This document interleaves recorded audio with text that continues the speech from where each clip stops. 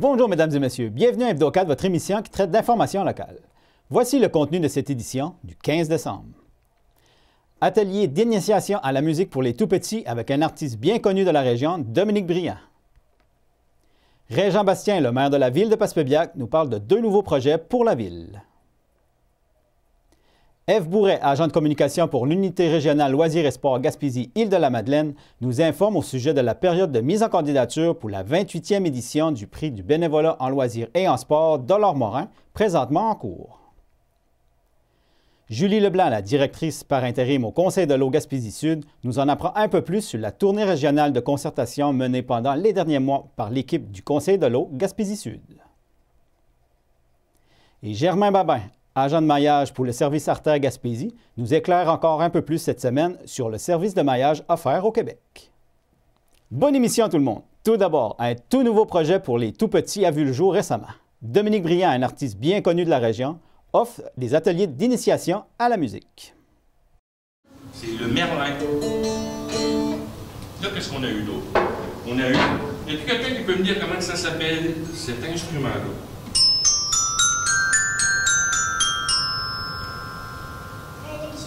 Un xylophone, exactement. Présentement, le projet en question, c'est à l'école La Source à Passepébiac pour spécifiquement les groupes de maternelle 4 ans, maternelle 5 ans.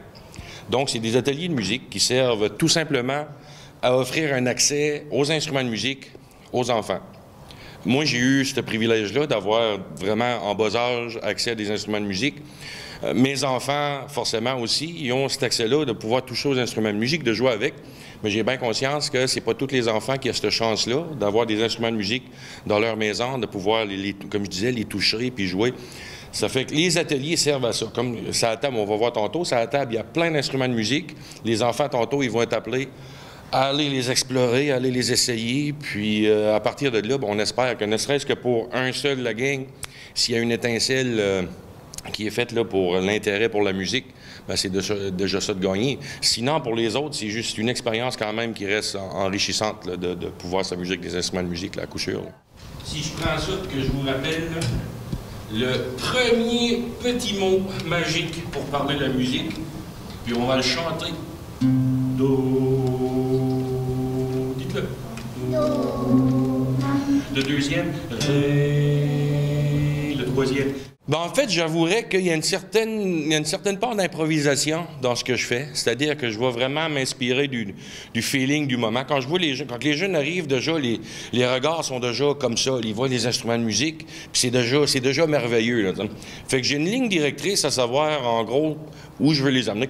Là, je le sais aujourd'hui que je vais les faire jouer de la musique. Les instruments sont là, puis c'est le but de l'atelier d'aujourd'hui. Le premier atelier que j'ai fait, c'était plus pour leur présenter les instruments, un par un, le nom des instruments, le nombre de cordes. On s'est amusé à compter les cordes qu'il y avait ces instruments. Mais aujourd'hui, c'est ça. L'objectif de l'atelier d'aujourd'hui, les enfants, ils vont jouer de la musique. Ils vont essayer les instruments. Fait que de quelle façon je vais les amener à ça? Encore là, comme je dis, je me garde une spontanéité. J'aime ça les faire rire, puis on verra là, comment ça va se passer. Mais l'objectif, on va faire du bruit ce matin.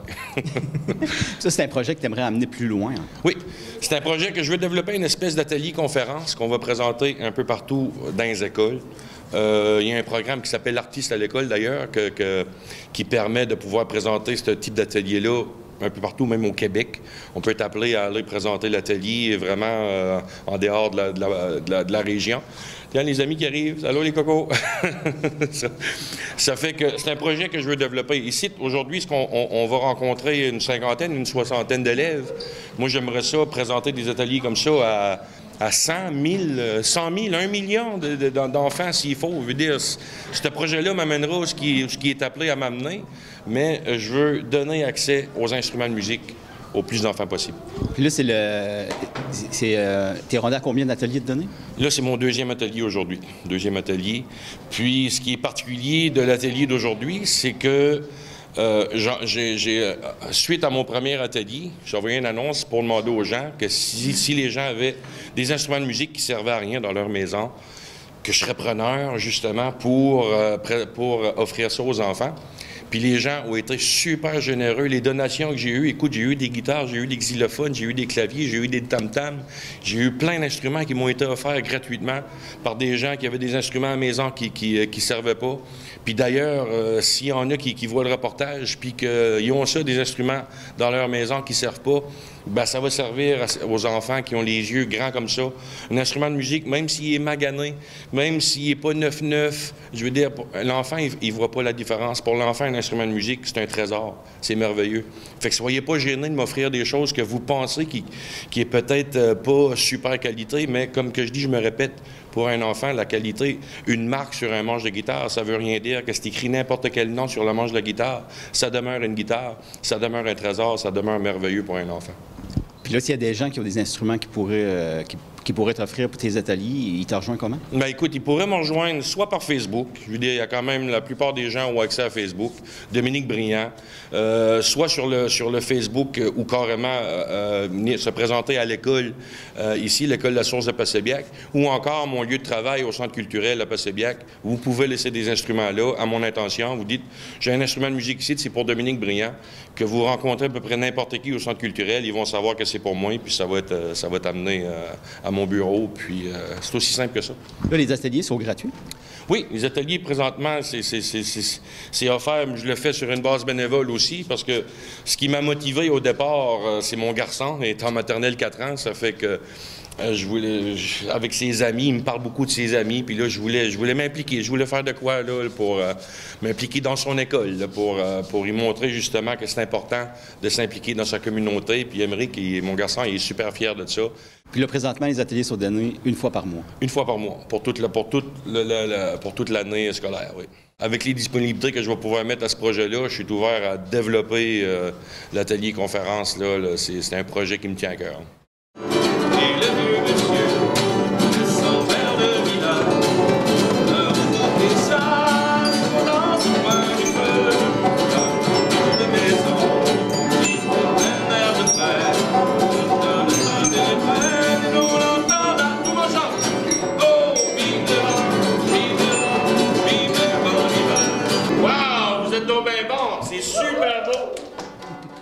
Deux nouveaux projets intéressants pourront voir le jour à la ville de Passepébiac prochainement.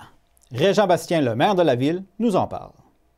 On a des projets qu'on travaille en ce moment au niveau du presbytère. On a fait un nettoyage, pour ne pas dire une certaine décontamination. Il n'y avait pas de champignons dangereux qui nous auraient obligés de détruire le bâtiment patrimonial, mais suffisamment pour dire qu'il fallait quand même faire un gros lavage avec certains produits, et c'est ce qui a été fait dernièrement.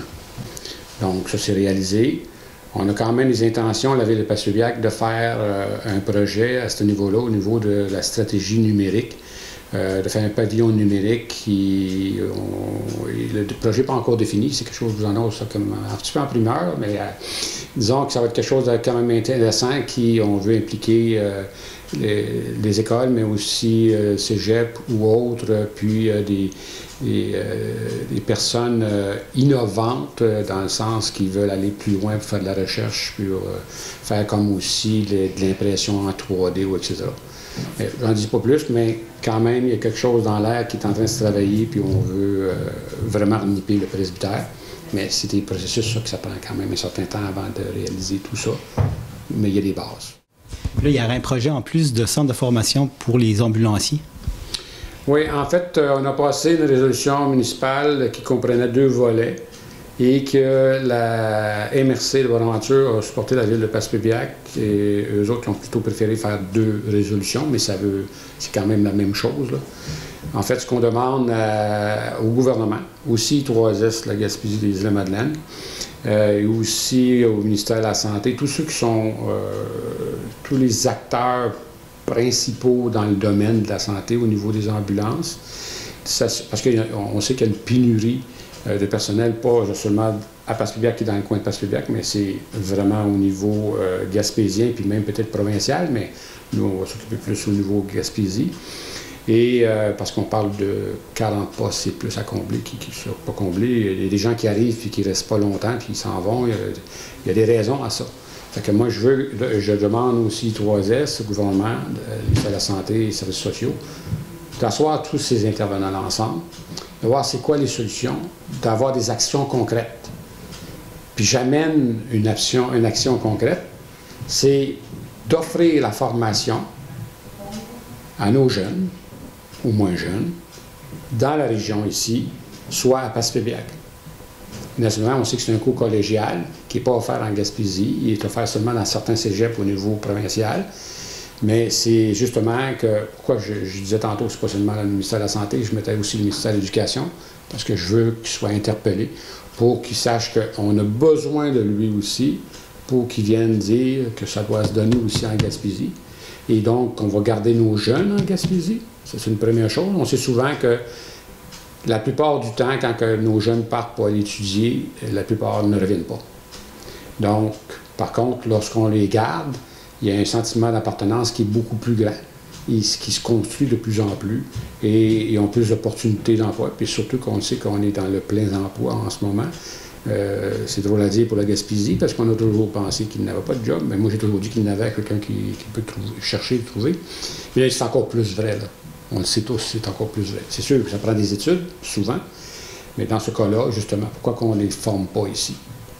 Puis, Passepébiac est quand même un endroit qui est assez bien centré, qui offre les services nécessaires pour être capable d'offrir la formation.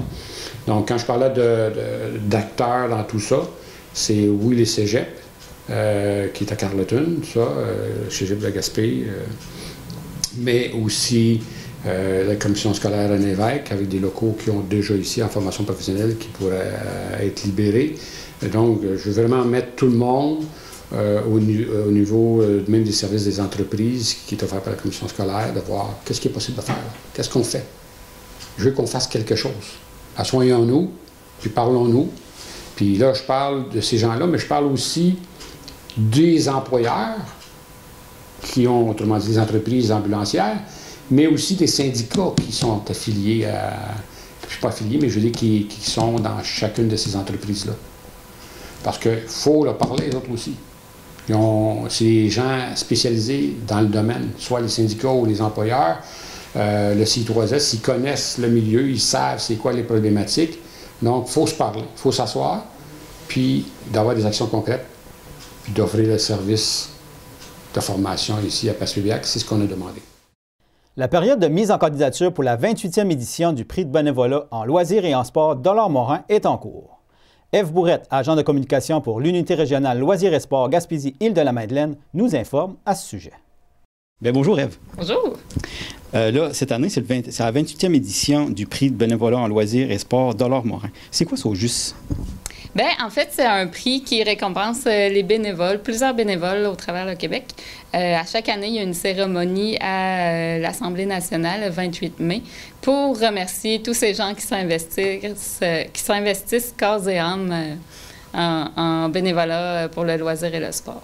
Puis ça part de où, au juste? Bien, en fait, ça vient de M. Dollard-Morin, qui a été surnommé Monsieur Loisir, qui était journaliste pour la presse. Durant sa carrière, il a écrit plus de 8000 articles portant sur le loisir.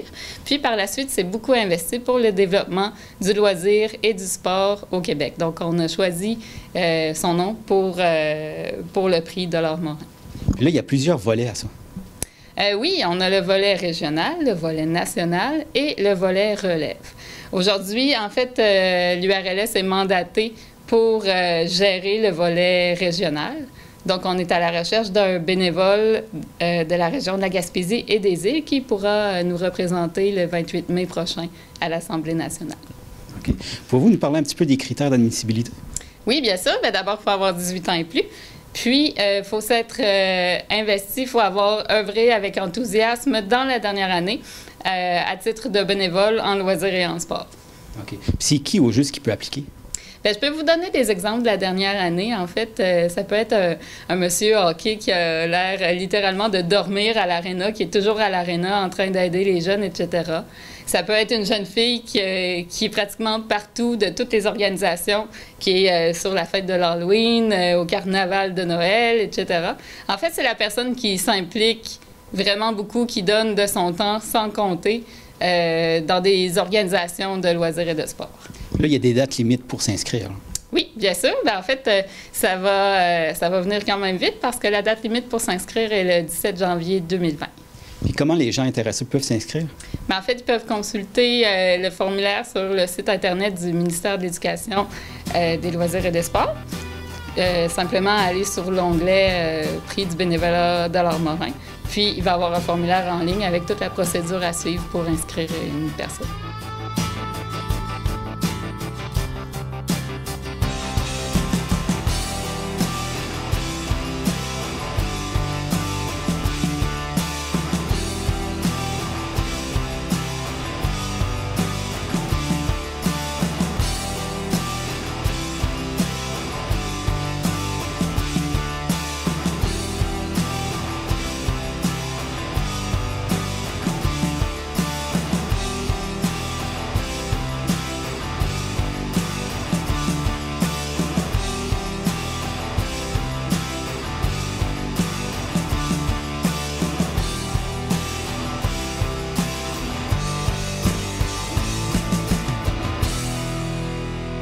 Si jamais vous avez des questions, tout simplement communiquez avec moi à l'URLS au 418-388-2121.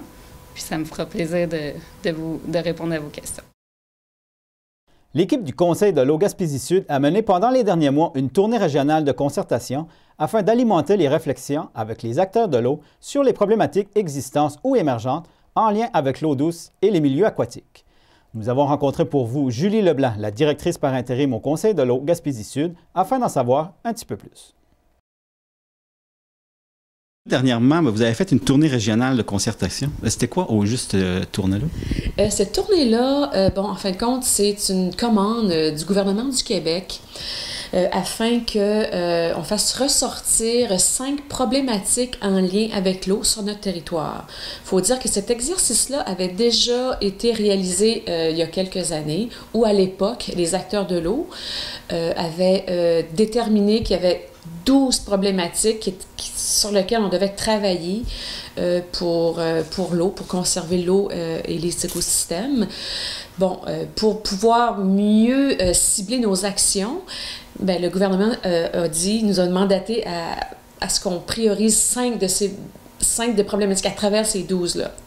Donc, notre tournée a consisté à aller rencontrer la population et tous les acteurs de l'eau de notre territoire. Ça s'est fait via des sondages ou via des consultations publiques. Et là, la population a pu se prononcer sur leurs préoccupations principales, qu'est-ce qui les préoccupe par rapport à l'eau et au maintien de sa qualité. Ce qui est ressorti de ces consultations-là, il y a 5 problématiques qui inquiètent les gens et les acteurs de l'eau. Pour préciser, là, c'est quoi un acteur de l'eau? Un acteur de l'eau, c'est vraiment une personne qui est en contact avec l'eau, soit par le biais de ses loisirs ou via ses fonctions professionnelles. Les 5 problématiques qui sont ressorties de cette consultation-là, qui s'est déroulée principalement en septembre, la première qui est ressortie la plus évidente, c'est la dégradation de la bande riveraine et tous les impacts que ça peut entraîner sur les cours d'eau. C'est quoi une bande riveraine? C'est vraiment une zone de végétation que l'on retrouve sur les abords de tous les cours d'eau et des lacs également. C'est vraiment des arbres, des arbustes, de la végétation. Et ce qui préoccupe les gens par rapport à ça, c'est sa dégradation. Comment les dégrader? Mais la principale cause qui a été ciblée, c'est l'établissement humain, c'est-à-dire les gens qui allent s'établir, qui aménagent des terrains, qui construisent des habitations. Donc ça préoccupe les gens, l'impact que ça peut entraîner sur les cours d'eau, parce que cette bande-là, cette végétation-là a un rôle très important. Elle vient capter les polluants en provenance des terres adjacentes. Ça vient aussi éviter, ça vient comme stabiliser la rive aussi de nos cours d'eau, donc ça protège contre l'érosion des rives, ça maintient une eau de qualité, donc un habitat de qualité pour nos salmonidés, pour nos truites et nos saumons. Ça, c'est la première problématique. Autre problématique qui est un peu en lien, c'est l'érosion des rives en zone habitée. L'érosion des rives, ce que ça crée, c'est que, ça crée des pertes de terrain. Ça peut affecter la sécurité civile. Donc, on perd du terrain, on se sent menacé. Donc, ça inquiète les gens. Encore là, cette érosion-là est créée par l'habitation humaine, par l'établissement humain sur les abords des cours d'eau, parce que quand on vient habiter un cours d'eau, souvent, ça fragilise les abords d'un cours d'eau. Donc, ça inquiète. L'érosion des rives aussi peut être accentuée par les changements climatiques. Ce qui nous attend dans le futur, en tout cas, ce qui est comme anticipé, on croit qu'on va avoir de plus en plus de crues, c'est-à-dire de crues de haut niveau d'eau qui va venir affecter nos cours d'eau, donc ça pourra peut-être accentuer l'érosion. Les gens sont inquiets de ça. Autre inquiétude des gens, ce sont les débits extrêmes, c'est-à-dire les crues de plus en plus importantes qu'on va subir et les étiages aussi les plus importants qu'on va avoir aussi à vivre. Des étiages, c'est des niveaux d'eau très bas dans nos cours d'eau. Tout ça, bien, ça apporte différents impacts. Ça peut venir changer l'habitat de nos salmonidés. Ça peut affecter la disponibilité en eau de nos nappes phréatiques. Donc tout ça, c'est inquiétant. Ça inquiète les gens. Autre problématique qui a été ciblée, c'est la dégradation et la perte des milieux humides. Les milieux humides, c'est des zones humides où on trouve une grande diversité d'espèces animales, végétales, qui ont des fonctions très importantes, purification d'eau, entre autres. Donc ça inquiète les gens. Puis la principale cause qui inquiète, c'est encore là, c'est l'étalement urbain, l'étalement de l'établissement humain sur notre territoire. Dernière problématique qui inquiète, c'est l'impact de la présence d'espèces envahissantes. Des espèces envahissantes, c'est soit une espèce végétale ou une espèce animale qui ne vient pas du Québec, de la Gaspésie ou du Canada, qui vient de l'extérieur, qui vient s'établir ici, puis qui prend la place des espèces qu'on retrouve habituellement dans nos écosystèmes, ce qu'on dit des espèces indigènes. Et en prenant la place de ces espèces-là, ça vient changer la dynamique de nos écosystèmes, ça perturbe nos habitats. Actuellement, ces problématiques-là, on les traite déjà dans le cadre de nos actions et de certaines actions d'acteurs de l'eau. Par exemple, au cours de l'été, le Conseil de l'eau, en partenariat avec le MAPAC, on a tenté de localiser les foyers d'espèces envahissantes de plantes dans les champs agricoles. Donc, on a fait ça, on a fait notre travail terrain, on en a localisé. Et là, bien, on verra les prochaines étapes, peut-être éventuellement pour l'année prochaine, ça sera voir comment on peut tenter d'enrayer ou de contrôler l'expansion de ces plantes-là sur les terres agricoles. Parce qu'on s'entend que ça a plusieurs impacts. Pour les agriculteurs, c'est des pertes de terres cultivables qu'ils ont à subir, là. Autre action qu'on mène pour tenter de traiter ces problématiques-là, en ce qui concerne la dégradation des bandes riveraines, on a un projet en partenariat actuellement avec la Ville de Bonaventure où on est en train de déployer une grosse campagne de sensibilisation et d'accompagnement des propriétaires riverains le long de la rivière Bonaventure pour les outils pour qu'ils essaient, en fin de compte, de remettre en état plus naturel leurs rives, pour éviter que ça ait plein d'impacts sur la rivière Bonaventure, parce qu'on sait que là, actuellement, la rivière Bonaventure, pour notre territoire d'intervention, c'est la rivière qui est la plus habitée sur notre territoire. Puis on sait que cette activité-là ou ce constat-là fait que ça crée certains problèmes à la rivière. On s'aperçoit qu'il y a une prolifération un peu anormale d'algues dans notre cours d'eau. Dans ce cours d'eau-là, ce qui fait que là, ça altère cette belle rivière. Germain Babin, agent de maillage pour le service Artère Gaspésie, nous éclaire encore un peu plus cette semaine sur ce service de maillage offert au Québec, axé sur l'accompagnement et le jumelage entre aspirants agriculteurs et propriétaires agricoles ou fonciers. En Gaspésie, on est quand même une région où l'agriculture est à plus petite dimension. L'agriculture est un peu en déclin et c'est un peu un des rôles de l'artère, c'est de stopper l'érosion du nombre de fermes et de les maintenir et pouvoir peut-être en voir émerger d'autres. Donc, c'est ce qu'on recherche en Gaspésie, ce sont des aspirants, donc des jeunes et des moins jeunes qui s'intéressent à l'agriculture et qui aimeraient venir la faire chez nous. Okay. Puis là, vous offrez un service d'accompagnement pour les rencontres de maillage. Pouvez-vous nous en parler un petit peu? Bon, comme les rencontres de maillage, donc, une fois que nos aspirants et nos cédants sont qualifiés, on les inscrit dans la base de données. On doit s'assurer que, si on va prendre l'aspirant, donc lui qui veut devenir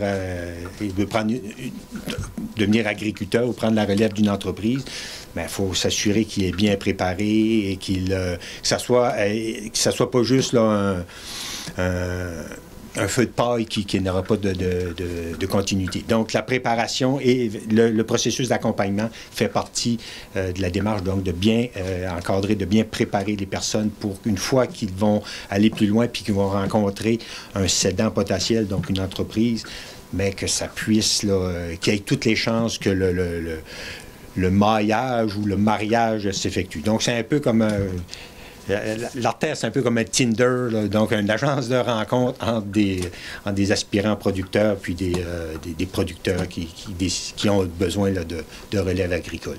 D'accord. Au sujet des services pour les propriétaires fonciers. Oui, ça, c'est un autre service que l'Artère veut offrir.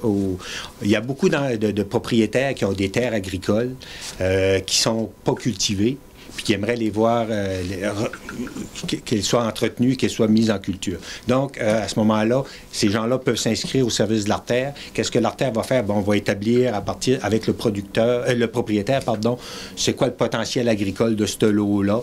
Et s'il y a un bon potentiel agricole, l'Artère pourrait essayer de trouver des utilisateurs, donc des agriculteurs qui seraient intéressés à cultiver cette terre-là. Puis, pour faire en sorte que le site producteur doit améliorer le fond de terre, il faut qu'il fasse du chaulage, il pourrait faire du drainage, ça. Idéalement, pour le producteur, il faut qu'il y ait au moins une entente de location, idéalement avec un bail de location d'un minimum de 5 ans. Pour éviter que le producteur, exemple, il s'entend avec un propriétaire, il applique de la chaux une année, il fait des travaux pour améliorer le fond de terre, puis l'année d'après, le propriétaire décide « Ah, je vais le louer à un autre ». Fait que là, à ce moment-là, le producteur serait perdant. C'est pour ça qu'on cherche de mettre en place des ententes à moyen terme, donc au moins 5 ans, qui fait que le producteur qui va investir de l'argent pour améliorer le fond de terre, mais il va avoir un retour sur son investissement. Et puis, bien sûr, qu'un bail de location, il faut que ça soit gagnant pour les deux parties. Donc, pour le propriétaire, son fond de terre ou sa terre est cultivée, elle est entretenue. Pour le producteur, ben lui, il la cultive, il récolte, soit, exemple, c'est un producteur de bœuf, il va récolter du foin ou des céréales. Donc, il faut que, lorsque les deux parties, ils trouvent leur compte, mais habituellement, ça permet à assurer une pérennité ou donc une poursuite dans le temps là, de la collaboration entre les deux parties. D'accord. Puis les gens intéressés, ils vous rejoignent comment? Bon, ils peuvent aller voir, envoyer un courriel à Artère, A-R-T-E-R-R-E, trait d'union Gaspésie, sans accent, à commercial upa.qc.ca, ou encore m'appeler au 418-392-4466 au poste 224. Moi, c'est Germain Babin, je suis agent de maillage. Puis ça va me faire plaisir de voir c'est quoi leur projet, puis de voir avec eux comment on peut faire avancer leur projet. N'oubliez pas, mesdames et messieurs, nos super bingo géants pour tout le mois de décembre. Bonne chance à tous.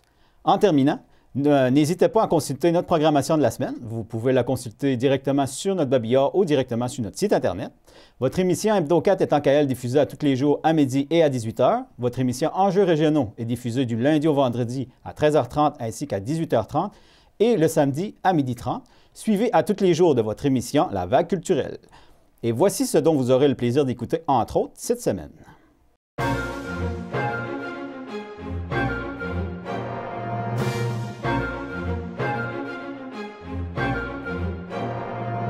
Cette semaine, à l'émission Enjeux régionaux, nous nous entretenons avec Mme Anna Matos, coordonnatrice en développement régional à la MRC de Bonaventure. Elle nous parlera du plan de communauté en développement social lancé à la fin novembre.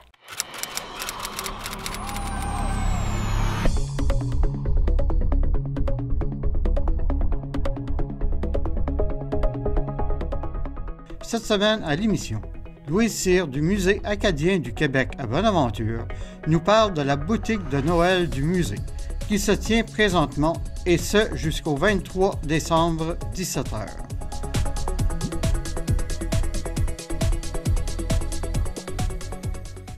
Et voilà, mesdames et messieurs, ce qui complète l'édition de votre émission Hebdo 4 du 15 décembre. Merci beaucoup d'avoir été avec nous et à la prochaine!